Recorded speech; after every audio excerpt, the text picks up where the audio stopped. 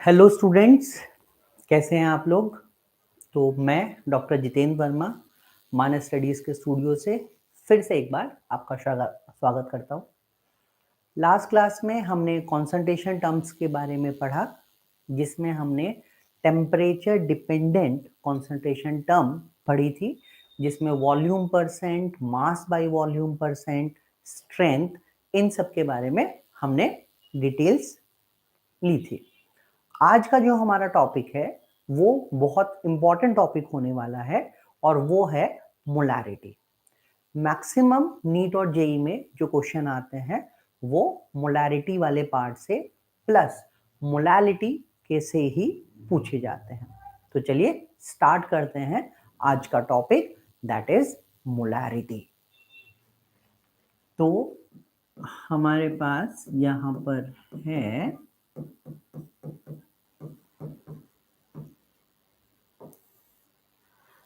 Molarity. थोड़ा सा इसको हम कर लेते हैं। अब मोलैरिटी क्या है बेटा? मोलैरिटी हुआ number of moles of solute present in volume of solution. और ये जो वॉल्यूम है ये किस में होना चाहिए? ये लीटर में होना चाहिए। यानी फॉर एग्जाम्पल अगर मैं कहूं कि मेरे पास में 2m एक्वा सॉल्यूशन है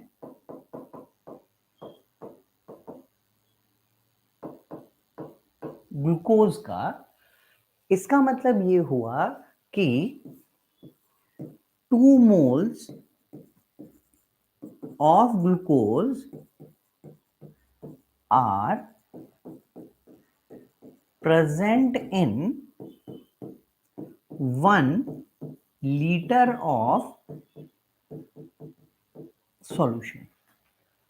तो मोलैरिटी को अगर हमें कभी फॉर्मूला की फॉर्म में लिखना है तो हम सिंपल फॉर्मूला लिख सकते हैं, molarity is equal to mole of solute upon volume of solution in litre. ध्यान दीजिएगा, हमेशा मोलैरिटी को मोल पर लीटर में ही लिखा जाता है। So the unit of molarity will be mole per litre. Okay, और इसको हम सिंबॉलिक रिप्रेजेंट कर सकते हैं किससे बेटा? एम से। तो मोलैरिटी हुई, it is the number of moles of solute present पर लीटर ऑफ सॉल्यूशन। ध्यान रखिएगा, सॉल्यूशन है, सॉल्वेंट नहीं है। ठीक है। अब अगर हम मोलैरिटी को देखें तो क्योंकि इसमें वॉल्यूम टर्म आ रही है, इसका मतलब मोलैरिटी कैसी है? एक टेम्परेचर डिपेंडेंट कॉन्सेंट्रेशन टर्म होगी। तो हम एक और लिख लेते हैं यहां पर, मोलैरिटी क्या है? It is temperature dependent concentration term. तो ये हो गया टेम्परेचर डिपेंडेंट कॉन्सेंट्रेशन टर्म। ठीक है, एक क्वेश्चन से मोलैरिटी को समझने की कोशिश करते हैं। क्वेश्चन हमें दिया हुआ है, let's say 120 gram of urea is dissolved in 250 ml of solution. Determine its molarity. तो हमारे पास यहां पर 120 ग्राम यूरिया है जिसको हमने 250 ml सॉल्यूशन में डिसॉल्व किया है। अब इस सॉल्यूशन की मोलैरिटी कितनी होगी ये हमें पता करना है। तो मोलारिटी का फॉर्मूला हुआ mole upon volume of solution in litre. तो मोल को हम क्या लिख सकते हैं? मोल हुआ given mass divided by molecular mass. तो यूरिया का गिवन मास है 120 ग्राम और जो मॉलिक्यूलर मास है वो होता है 60। इसका मतलब हमें यहां पर 2 मोल्स मिले। वॉल्यूम हमें यहां पर मिलीलीटर में दिया हुआ है, तो अगर मैं इसको लीटर में कन्वर्ट करूंगा so it will be 250 divided by 1000, that is 1/4. This is the volume of the solution in liter. Now I can simply use, it will be 2 by 0.5. 1/4 means 0.25. So it will be 200 by 25, that is 8 mole per liter. Right? So the molarity of the solution is 8 mole per liter. Understand the point? तो यहां से हम एक general formula लिख लेते हैं molarity का, कि मोलारिटी हो गई हमारे पास में मोल्स मतलब given mass divided by molecular mass volume in ml 1000. So this is the molarity of the solution. Okay. दूसरा क्वेश्चन एक लेते हैं, प्रीवियस ईयर का है, नीट का question. 6.02 into 10 to the power 21 molecules of urea are present in 2-liter solution. Determine molarity.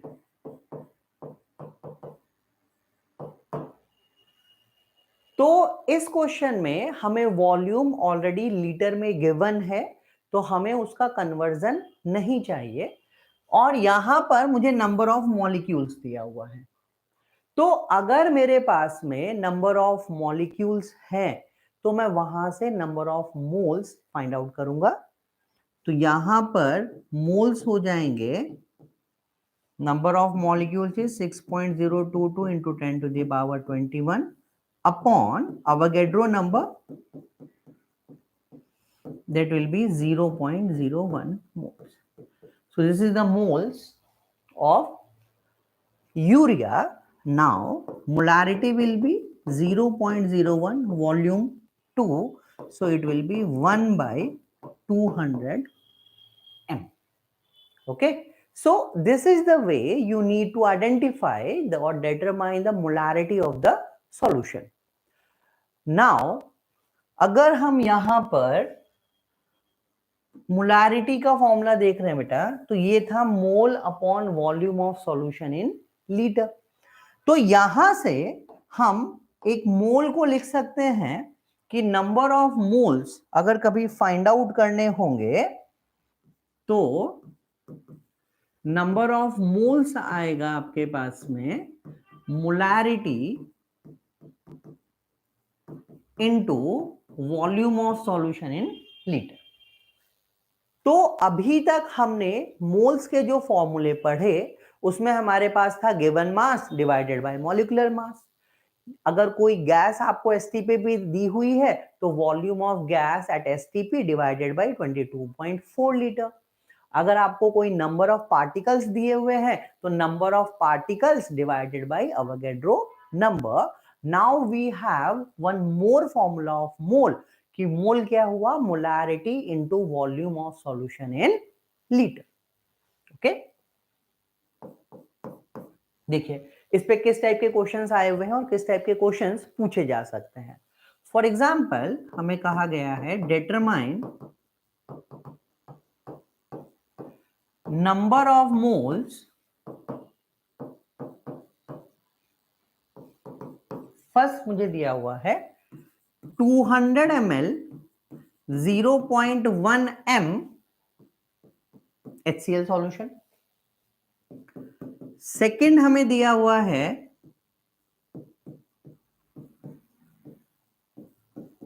पेंटामोलर solution of glucose. Third हमें दिया हुआ है let's say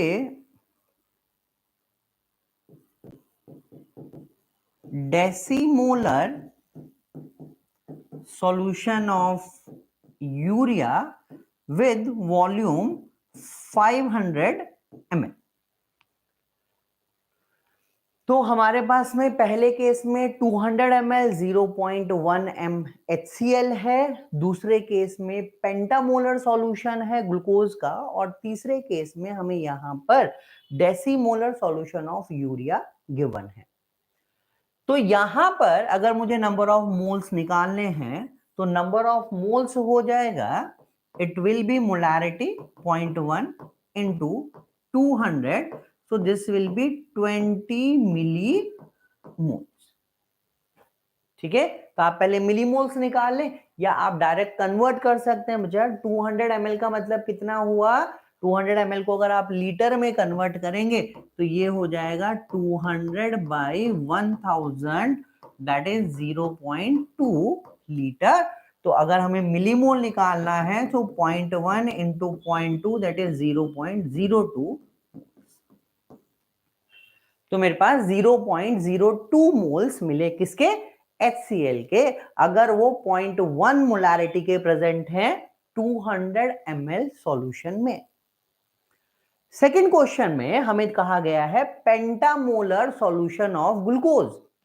now what is the meaning of pentamolar? Pentamolar का मतलब क्या है?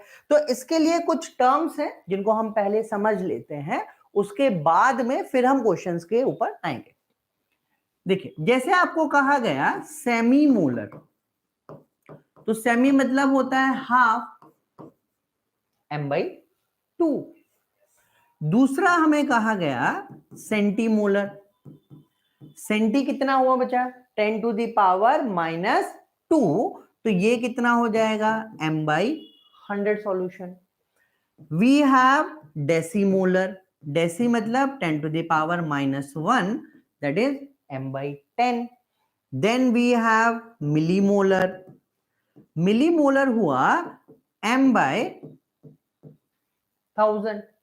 देन पेंटामोलर, पेंटामोलर मीन्स 5m, और अगर आप इसको स्मॉल थोड़ा लोअर साइज में लेके जाएंगे तो ये हो जाएगा पेंटीमोलर मीन्स m/5। ऐसे ही अगर हम डेसी के रेस्पेक्ट में लिख सकते हैं डेसामोलर, डेकामोलर, दैट इज 10m। ठीक है ना, तो ये कुछ टर्म हमें याद रखनी पड़ेंगी और इन्हीं के बेसिस पे हम क्वेश्चन करते हैं। अब पीछे वाले क्वेश्चन में मुझे कहा गया था मेरे पास में पेंटामोलर सॉल्यूशन है। ठीक है, अब पेंटामोलर मतलब कितना हो गया 5m। तो आप कहेंगे सर मोलैरिटी तो मुझे पता चल गई, मोलैरिटी कितनी हो गई 5, लेकिन वॉल्यूम तो मुझे दिया हुआ है ही नहीं, तो वॉल्यूम कितना आएगा, फिर मैं मोल्स कैसे निकालूंगा? तो आपको यहां पर ध्यान रखना है, अगर आपको मोलैरिटी दी हुई है तो मोलैरिटी की डेफिनेशन क्या थी, it is the number of moles present पर लीटर ऑफ सॉल्यूशन। तो 5m का मतलब क्या हुआ, इसका मतलब हुआ 5 मोल्स इन 1 लीटर सॉल्यूशन। तो अगर आपको किसी सॉल्यूशन की मोलैरिटी पता है, इसका मतलब कि आपको उसकी वॉल्यूम भी पता है। तो अगर मोलैरिटी पर लीटर में है तो सॉल्यूशन की वॉल्यूम हुई 1 लीटर और 1000 ml। ठीक है ना, तो यहां पे नंबर ऑफ मोल्स निकाल सकते हैं बेटा।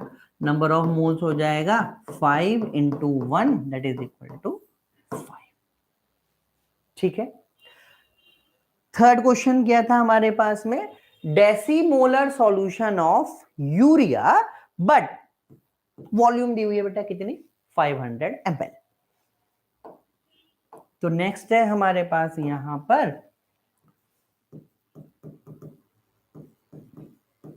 डेसीमोलर सॉल्यूशन ऑफ यूरिया 500 ml।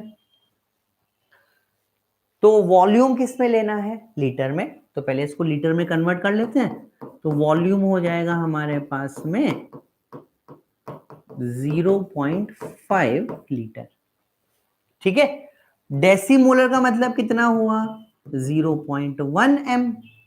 तो ये 0.1 m अगर हम लिख रहे हैं, अब थोड़ा सा यहां पे समझिएगा, तो इसका मतलब हुआ 0.1 मोल इन 1 लीटर ऑफ सॉल्यूशन। तो आंसर कितना आना चाहिए, 0.1।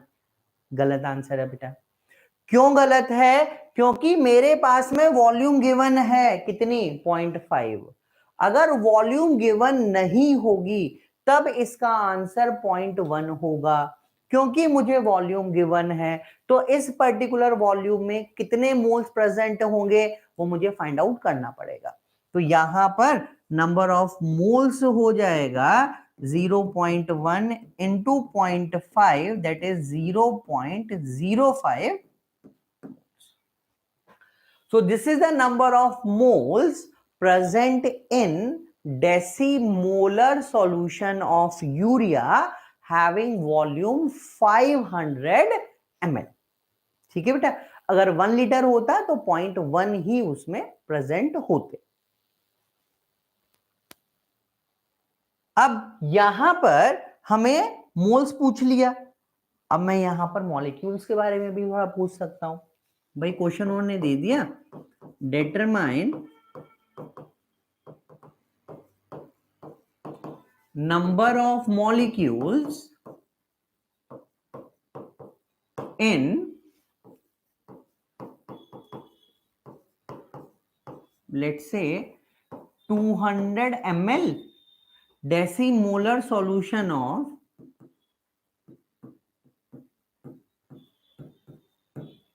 H2SO4। ठीक है, मुझे क्या निकालना है बेटा, यहां पर मॉलिक्यूल्स फाइंड आउट करने हैं। मुझे मोलैरिटी गिवन है और वॉल्यूम गिवन है, तो पहले मैं मोल्स निकाल लूंगा। भाई मॉलिक्यूल कैसे निकलेंगे, नंबर ऑफ मॉलिक्यूल्स मुझे मिलेगा मोल्स इनटू अवोगाड्रो नंबर, और मोल के लिए मैं मोलैरिटी को यूज करूंगा। मोल हो जाएगा molarity into volume of solution in litre. तो मोलैरिटी आपके पास कितनी है, 0.1, ये कितना हो गया बेटा 2.2, तो ये हो गया 0.02 मोल्स। तो नंबर ऑफ मॉलिक्यूल्स आपके पास में आ जाएंगे 0.02 इंटू n। ठीक है, तो इस तरीके से आप मोलैरिटी से मोल फाइंड कर सकते हैं और मोल से आप नंबर ऑफ मॉलिक्यूल्स निकाल सकते हैं, नंबर ऑफ एटम्स भी आप यहां से कोरिलेट कर सकते हैं। ठीक है, अगर यहीं पे नंबर ऑफ एटम्स की बात की जाएगी तो नंबर ऑफ एटम्स कितने हो जाएंगे, नंबर ऑफ एटम्स क्या थे, ये था number of moles 0.02 into Avogadro number into atomicity 2 3, that will be 2 7। तो इस तरीके से आप यहां पर number of atoms, molecules, moles find out कर सकते हैं, जैसे भी क्वेश्चन में रिक्वायरमेंट है उसके अकॉर्डिंग। ठीक है, एक और क्वेश्चन देखते हैं। What mass of NaOH is required